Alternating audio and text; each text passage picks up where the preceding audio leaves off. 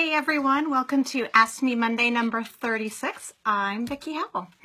Good to be back. I just got in last night from TNNA, that's the National Needle Arts Association. And at the end of this feed, I'll show you a couple of the treats that I picked up and some trends that I saw.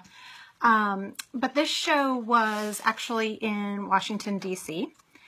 And so I spent the weekend there, as I mentioned. And it also happened to be Pride weekend. So the city was absolutely alight with rainbows, worn on people, draped over buildings, flying in the sky. But meanwhile, the worst gun massacre of our nation's history was occurring in Orlando, Florida.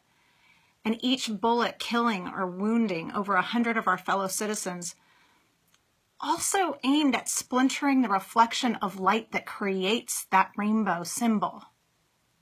However, we as a human society have not gone dark. We will not lose the light.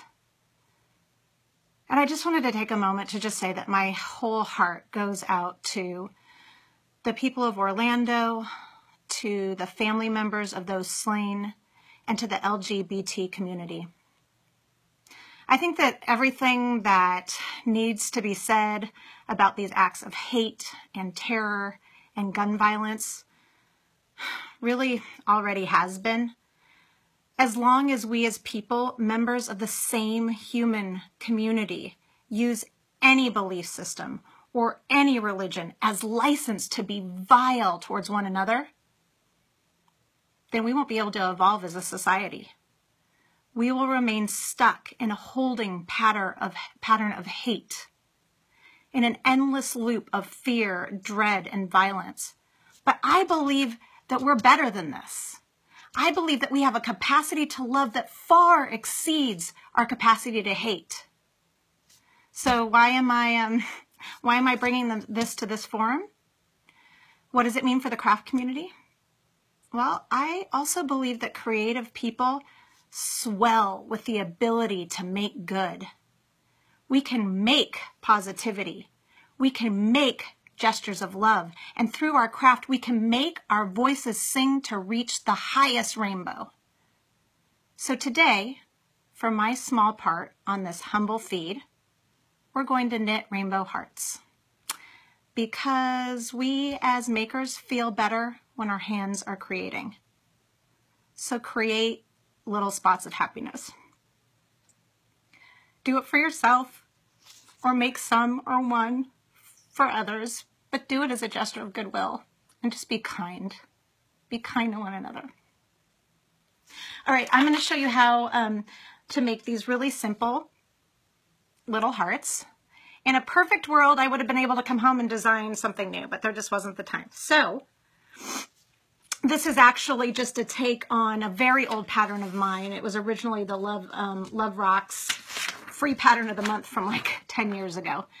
So it's already up on my website, but by the end of the day, I will get sort of the adaptation with all of the colors.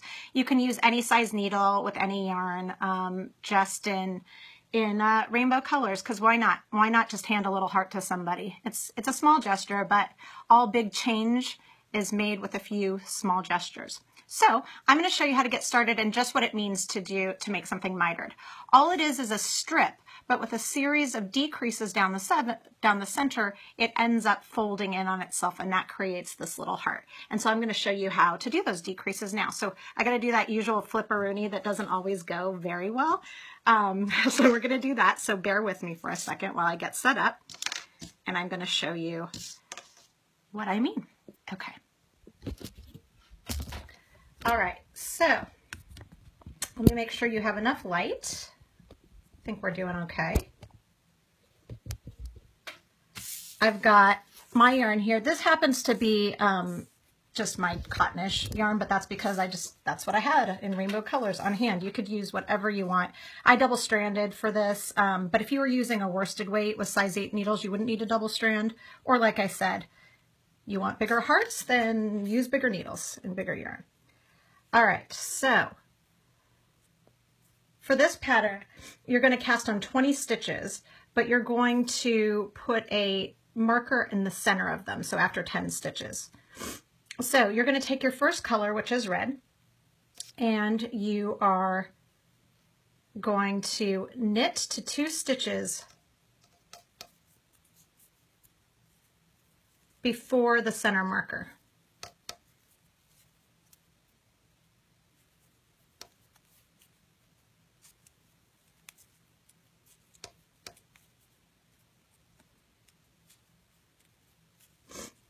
Okay, once you get to the center marker, that's when you do your first decrease. And so this needs to be a left slanting decrease. So we're going to do an SSK or a slip slip knit. So you slip one, you slip the next stitch, and you're doing those each knitwise, by the way, those slips, and then you're knitting them together through that back loop.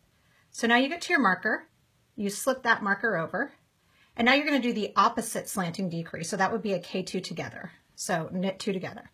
So we just go into both stitches as if they were one and knit them together. And then you work till the end of the row, just knitting. Now this is a garter stitch mitered heart, really because I didn't want to have to worry about the stockinette rolling on the ends because it's already so kind of delicate anyways. So that means that on the way back, all you need to do is knit. So I'm going to just kind of do this because I want to show you just the joining of the colors. So talk amongst yourself. Hi everyone, nice to see you. Oh, somebody said that they liked my ring. There's a story behind that. So this was actually my mom's wedding band when my mom and dad were married. The sad reason I'm wearing it is that while I was traveling somewhere, I guess on the train or somewhere in between my journey from DC to Maryland to visit my cousin, the emerald from my engagement ring disappeared. So I looked down, when I got to my cousin's hand, I looked down at my finger and there was this huge gaping hole. So that's sad. I mean, it was one of those things where it's just like, it's just a thing. It's just a material thing. You know, there obviously are more important things to worry about, but of course there's sentimental value to it. So that was kind of a bummer. So I spent all of TNNA feeling kind of like naked-handed, not having a ring. So I just came home and put my mom's old ring on for now until we figure out what we're going to do.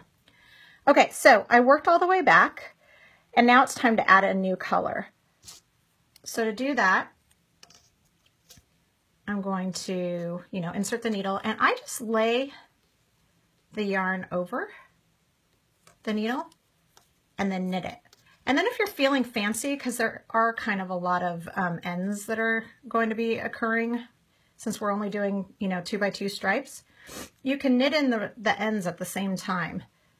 Now I will tell you, it will add some bulk that you may or may not want in your piece. So if you're double stranding like I am, so, use your own judgment whether or not you want to do that. But to do that, I just wanted to show you how to do it anyway. Every other stitch, you insert your needle as if to knit. You lay the yarn over it, the tails. You knit the stitch and then move on. Now that actually hasn't done anything except for so you can see the tails, gotten it into place. And then your next stitch, you don't lay it over, but this is actually the stitch that locks it or weaves it in. And then you would do it again. So every other stitch, you're laying it over, knitting, not laying it over. You can let go if you want, and knitting. And so you would just do that all the way. You would continue to do that until you're to your decrease section again. So your decrease section is always 2 stitches before the center or before your stitch marker. So we're going to SSK. So again, for a slip slip knit, you slip 2 stitches knitwise, and then you go in and you knit them together through the back loop, slip it,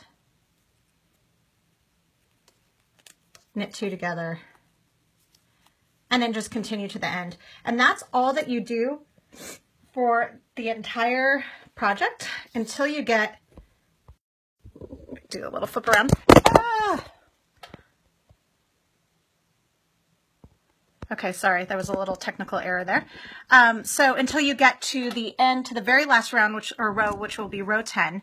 And then you're going to bind off. The only difference will be that you'll do SSKs on both sides, and that'll give you the round edges. So that's really it. It's super easy, quick enough that you'll be able to whip a bunch of these out. It's saying my connections week, so I hope that some of you aren't missing out on it. But I will have this up. Also, you know, I may link to a swatch I did a long time ago if you're feeling like you want to do a lot of rainbowy stuff. That'll be up. I'll try to get it on my site by the end of the day, and then I'll come back and I'll add it to the link that's at the end of these videos when they roll. So that is all for that. Let's move on and get some news in before I sign off today. So TNNA. It was great. For those of you that aren't familiar with the show, this is the market show, which means that this is where yarn companies display their stuff so that store owners go and they shop and they buy what they're going to carry. It's also a place where magazines want to they see new products so they can see what they're going to feature. And a lot of designers like myself go to either like hustle work or, you know, meet with editors or yarn companies or see what trends are out there so that we can kind of plan our design calendars or whatever. So I did a lot of that. I picked up a few treats. If you follow me on Instagram, you saw this one. I'm kind of in love with this. This is Knit Collage. It's ginormous, but you know how I feel about turquoise. So I think it's Cloud, maybe? Spun Cloud. So that's super fun. So I'm thinking I'm going to do a crochet hat with that. And then one of the big trends was denim, which I was kind of surprised because I kind of thought we already did that. But not just denim, well, a couple different things. So Wool and the Gang has a new yarn out, and it's actually made from upcycled denim and raw cotton. And I had a couple of I had a yarn store owner tell me that they sold out of it in like 24 hours. And then I talked to the Wool and the Gang people, and they said that they're coming out with a new color because it's flying off the proverbial shelves. So this is a thing. So there's that, but also just that, like the denim colorway, like a lot of gradient blues work together. So that was cool to see. That was actually kind of unexpected. And then I just swung by a lot of booths, but I swung by and saw some of the new stuff from Barocco, and they've got kind of a cool twisty action thing. They had all these little samples, like little bite-sized samples that you can, is that upside down? Yeah. That you can just sort of work up swatches and stuff. So I don't really have anything to say about them yet because I haven't really spent any time with them, but that was really fun. I went to a fashion show with 100 garments. It's a lot of garments. It was interesting. They opened it up to needlepoint and also weaving this time. So that was interesting for sure. And just met with a ton of great companies, had some really exciting stuff happen that I can't wait to share with you. Some of it is going to be in the UK this fall, going international. So I'm super excited to come across the pond and show you some of the stuff that we're working on. But some of it is, of course, stateside, obviously. So I'll be rolling that out as I can.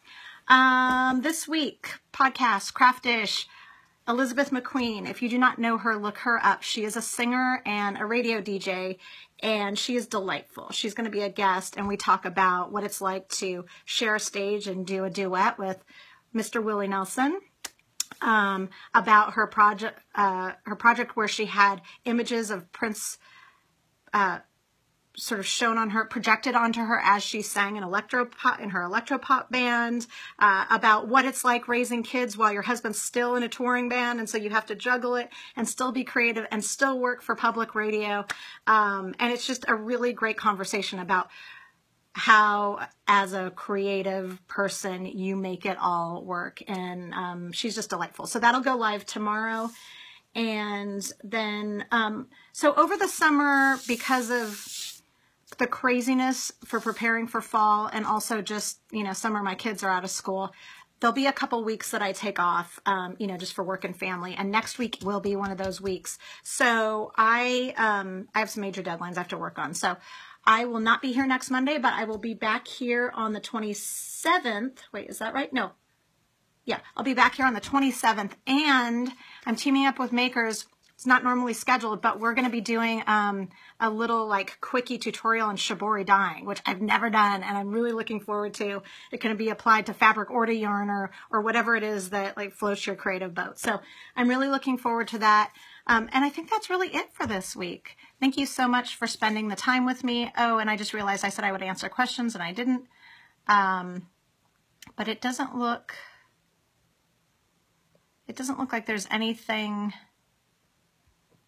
that doesn't require prep for a new project. So I think we're good. But if I missed something there and it is something that you need answered, please just post it in this feed and I will try to go through it and answer it at least through text.